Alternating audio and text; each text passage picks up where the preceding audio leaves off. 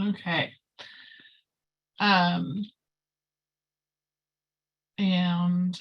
So happy July, everybody, and 4th of July Eve. To all that hopefully we'll be able to take some time to enjoy the hot sunshine tomorrow. Let's see. So first, just wanted to spend a little bit of time going through the materials that we'll be bringing to Housing Stability Council this coming Friday. And then I believe Tanisha is on the line, so she can kind of do a high level recoup of what came through the closure of our legislative session. And kind of can do some queuing up for our next steps for programming resources and doing outreach over the coming months to inform our next steps.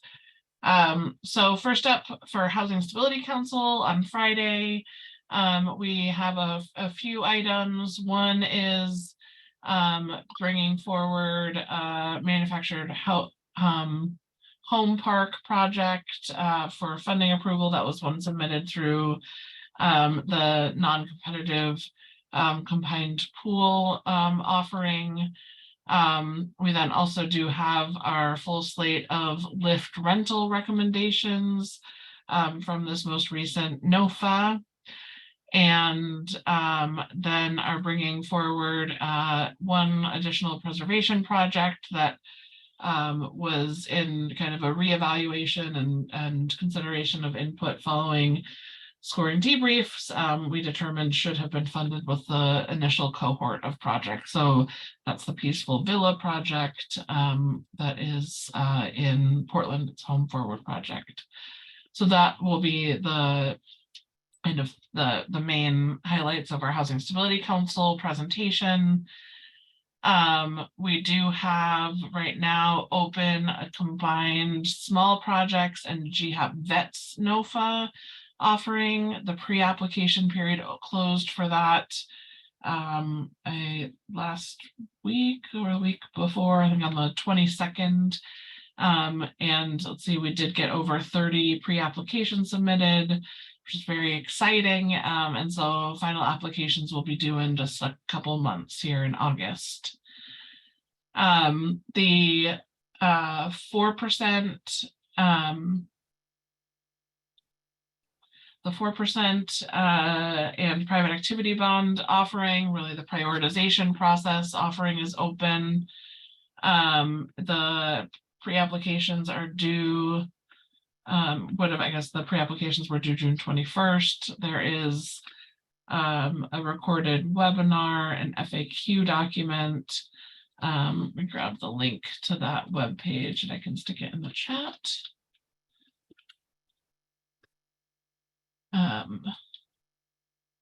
And yes, and I see in the chat the question around Housing Stability Council documents. The documents are on this page.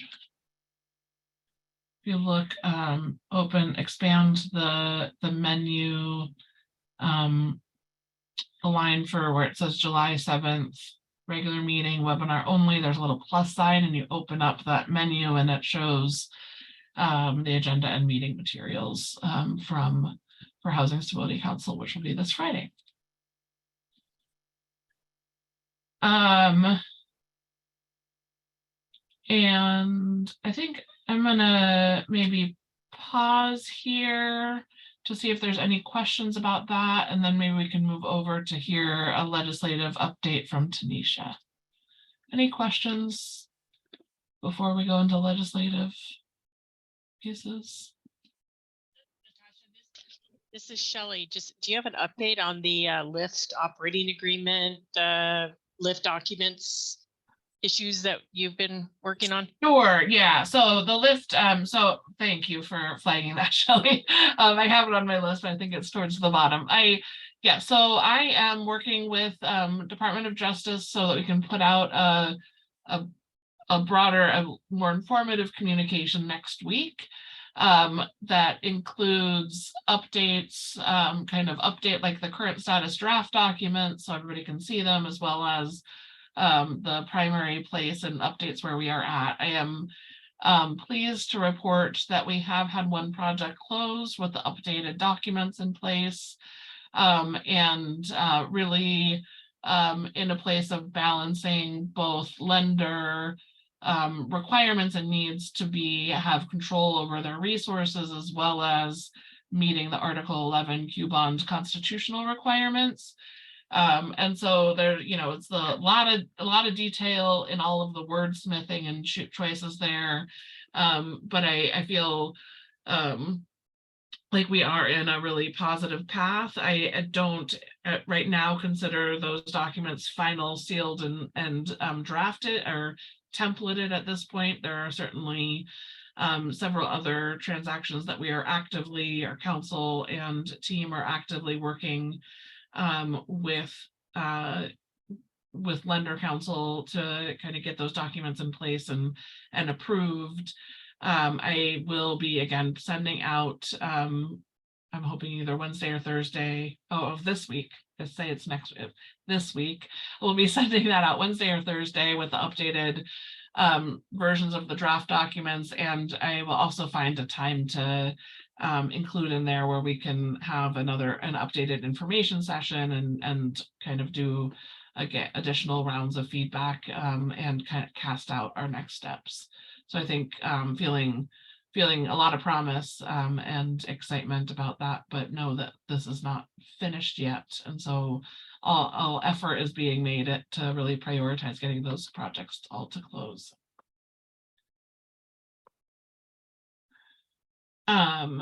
Yes, so I see, Jesse, your comment confirming that the updated LIFT draft documents published later this week will pertain to LIFT only in LIFT LIHTC deals. So yes, these are updated documents, and the updates will apply to all projects funded with Article 11 Q bonds, which includes our LIFT development resources. And and that I feel like it's likely there'll be kind of ongoing kind of pieces settling and as we finesse and fine tune the words. But we'll hope to get to a place where we have actual updated templates to be able to use on transactions moving forward.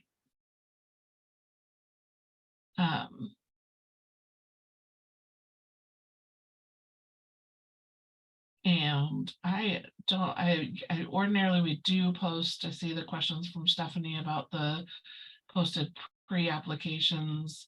Ordinarily we do post those, so I will, I don't know if anybody is on the call. I don't think Ed is here today. We'll follow up and make sure that those get posted. We can send that out in an advisory as well.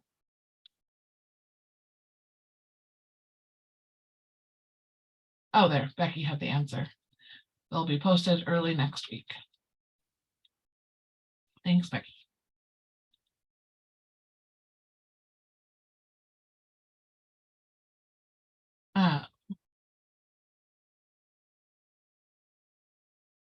Okay. Any other questions?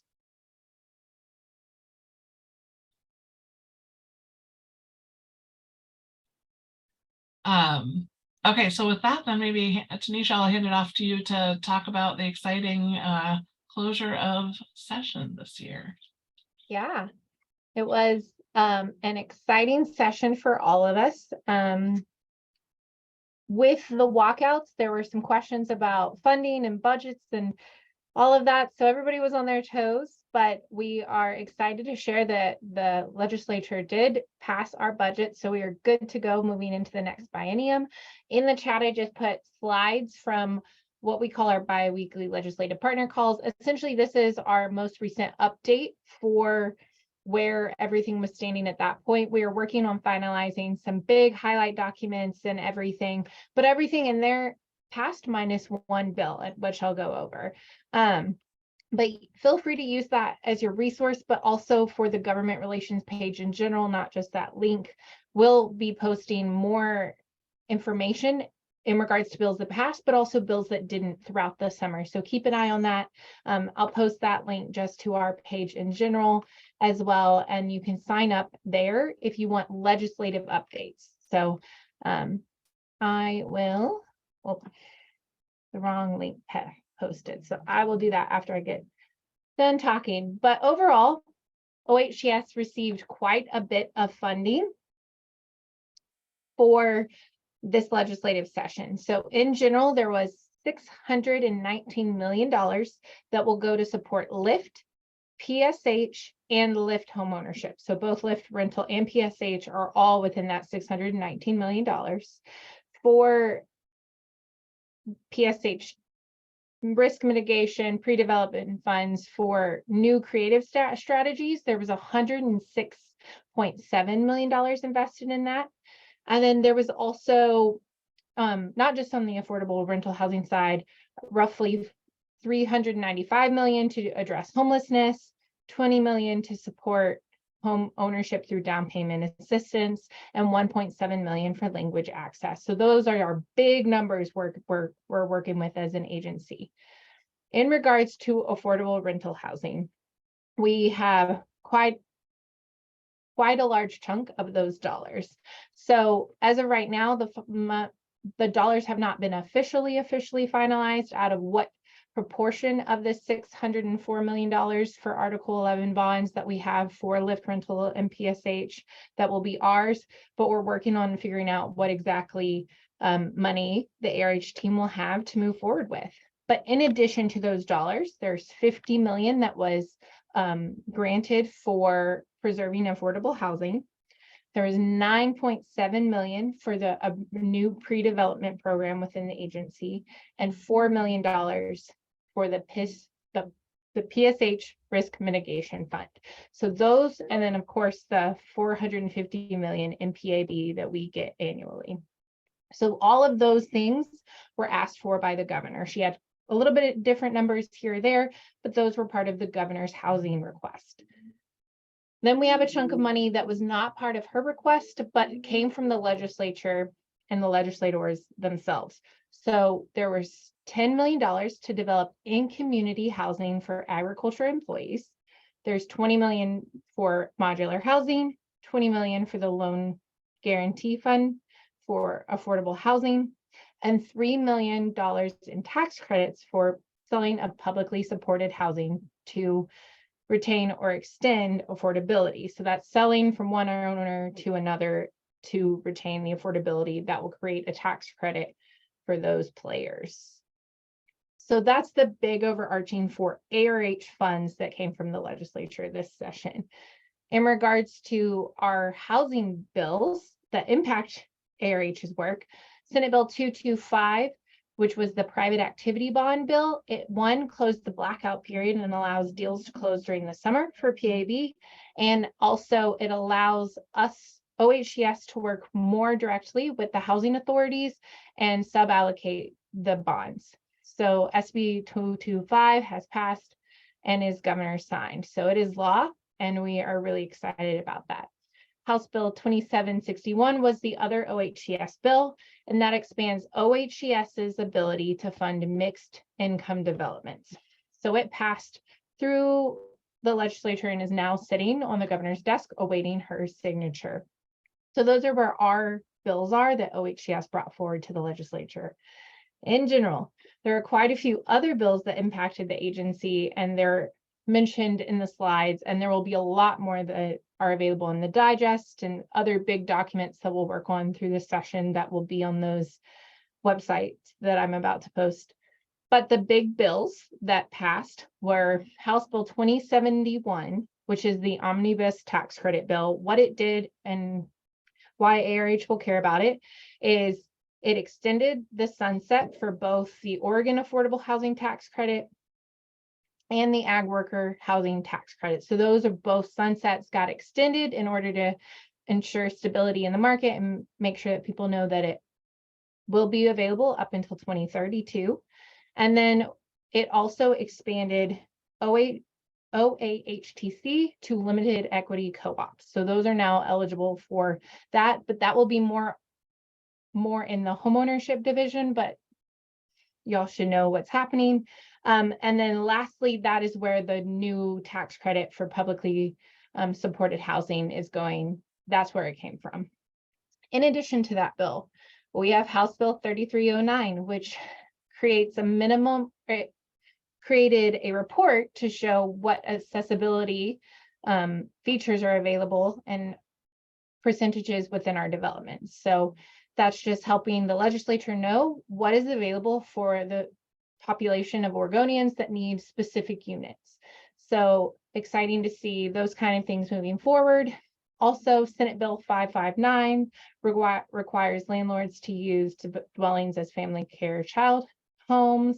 Senate Bill 611, which is the rent cap bill, sets a rent cap at 10% or as the top one. And then also there's House Bill 3442, which would allow in very specific communities developing in the 100-year floodplain. And then House Bill 3042, which is the publicly supported housing process, it got a little updated in that bill. So if you go to the link that I sent all of y'all guys, you can go look at the language, but also if you scroll to the bottom of it, it has my contact in there. Feel free if you ever have questions legislatively, ask away, but also understand if it's going to be a policy decision made by ARH, I'm going to defer to the big experts in the room because they're a lot smarter than me, but legislative wise, I can probably find your answers. So those are the big ones coming through ARH. The ONA did pass. ARH will have a role. It'll be a creative way to see what the housing needs are in Oregon. That's mostly led by DLCD, but don't worry, OHCS and the experts in this room are definitely involved because their knowledge is brilliant. So I'm just excited to see their knowledge be able to influence just, you know, those systems. So that's where we are overall, and I will drop the chat. But if you have any questions, I will stay. Great, any questions? That was a lot.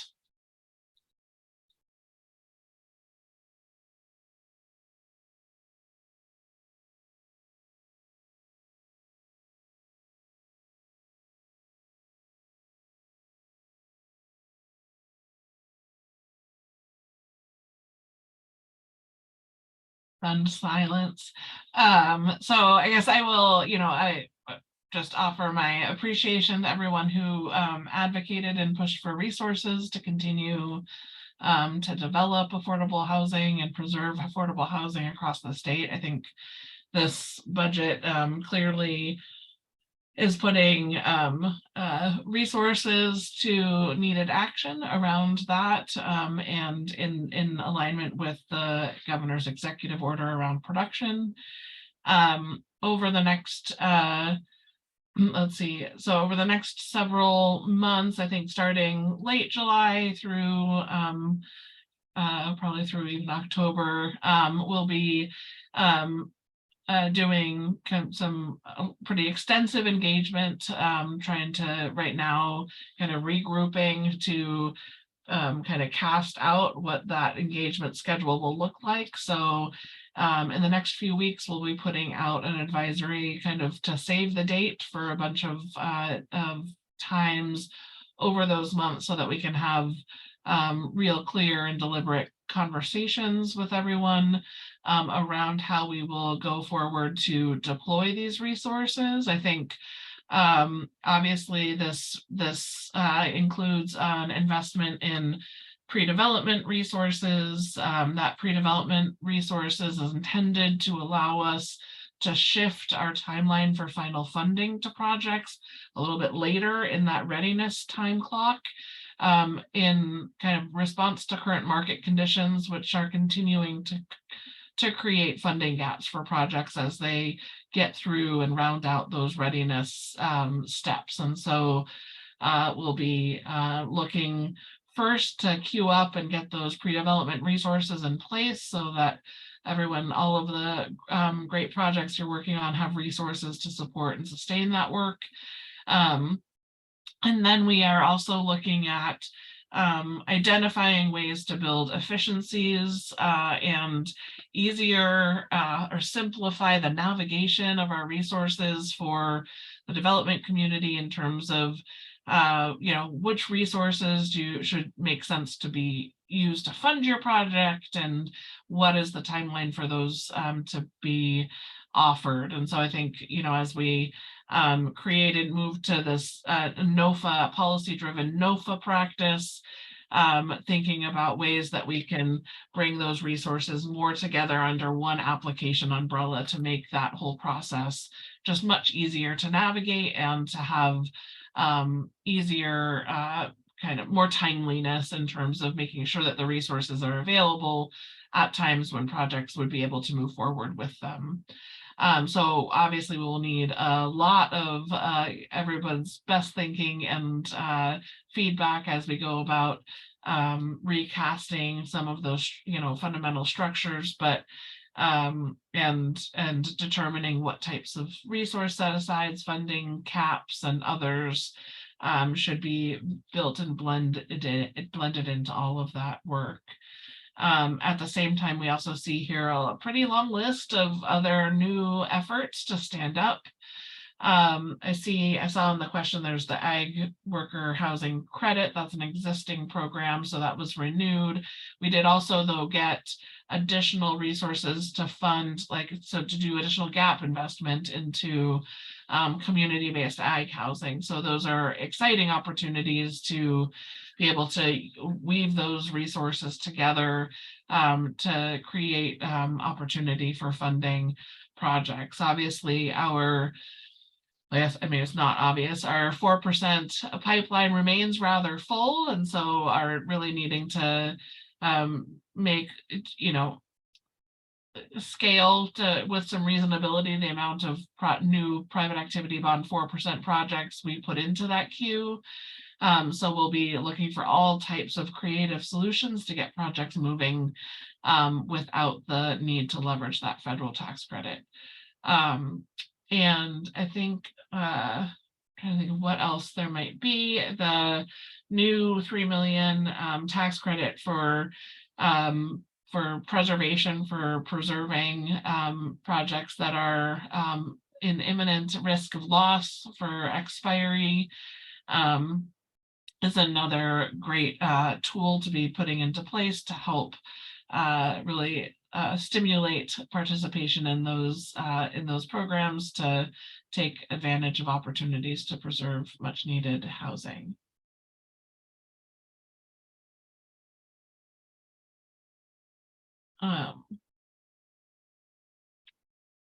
Yeah, and I think the link that Tanisha posted is the link. I don't know what JASWs want, but the Ag Worker Housing Tax Credit is the information is not that. Yeah, Tanisha just posted it. The additional resources that were invested through the legislature is brand new, so does not have any existing materials to it at this point in time. There's just bill statutory language in,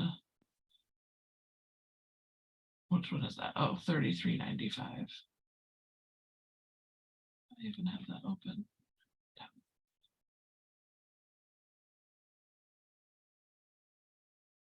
Any other questions?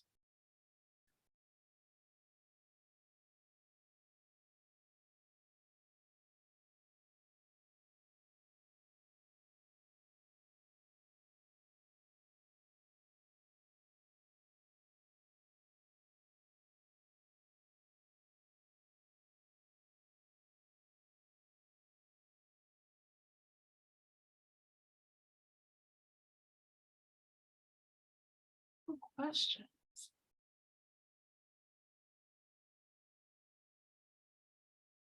Oh, great. Tanisha, you're beating me to it. I was just gonna look for that bill.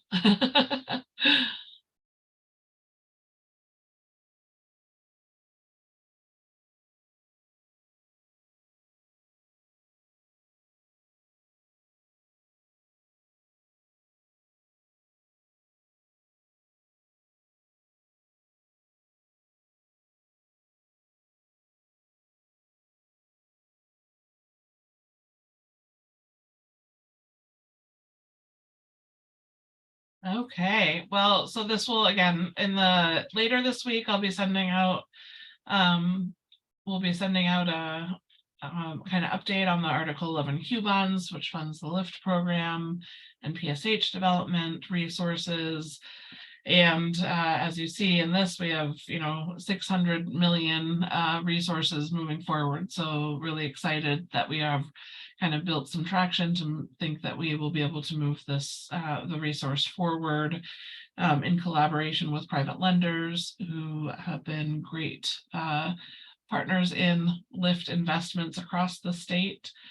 And then in the next couple weeks, before the end of this month, we'll be putting out an advisory with save the dates for upcoming engagement opportunities to be able to build out our funding strategies. Really, probably we'll be kicking off with a look at pre-development. What does pre-development look like? We have, for those who have been around quite some time, decade or more ago, there was an OHCS pre-development program. And so we're, been digging in both to our agency prior work around this, as well as national best practices and other open resources. I am also intending to be reaching out to existing lending partners that are participating in pre-development to understand how we might be partners in this work. And let's see, the 9% NOFA. Angela, are you on here by chance? I don't want to speak for you. Angela isn't on, and I don't think Jackie is on either. Let's see, Roberto, do you know? Are you? Roberto is here. Yeah, I'm trying to. Yeah. We're working with DOJ for legal sufficiency review, but we're looking at September, first part of September for the 9%.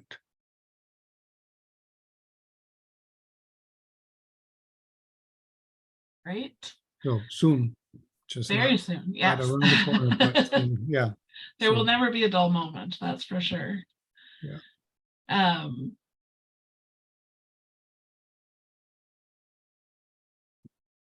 I think so, and I see the other question around the thank you, Tanisha. Yeah, on the ag housing investment bill, that is likely speaking to a different component of that bill. So this would not be for housing land that couldn't be used for housing. This is critical for housing investments. And we'll be sure to be, as we kind of bring these resources into a program, we'll be creating fact sheets and others around rulemaking and others to make them all work.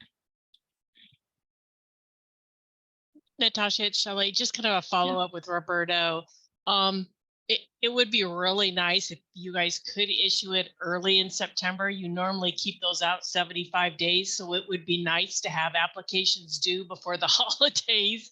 That got kind of tricky before when we were doing applications during the holidays. So if it can come out right around the 1st, I would assume it'd be due around mid-November before the holidays kick in. So just hopefully you could manage that. thank you. Well, yeah, I mean, it also helps us to get it out or have them done before that. So I'll work with the staff to make sure we can. I think if we can do it sooner, I don't see why not. Just there's a lot of few players involved in all of this, and so that's why I'm trying to make sure we cover everyone. But I'll let the staff know if we can get them out by early September. Great, thanks, Shelley.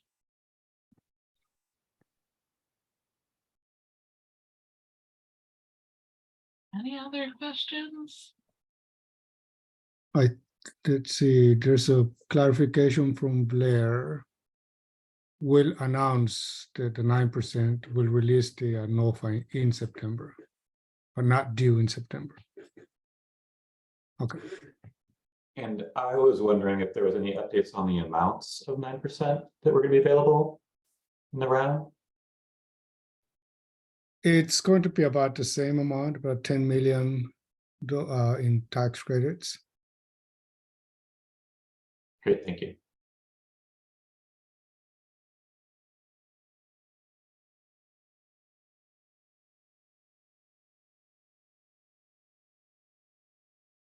Right, any other questions?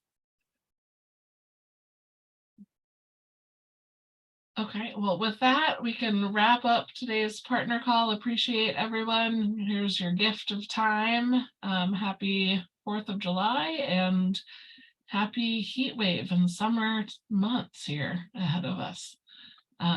Appreciate you all. Talk soon.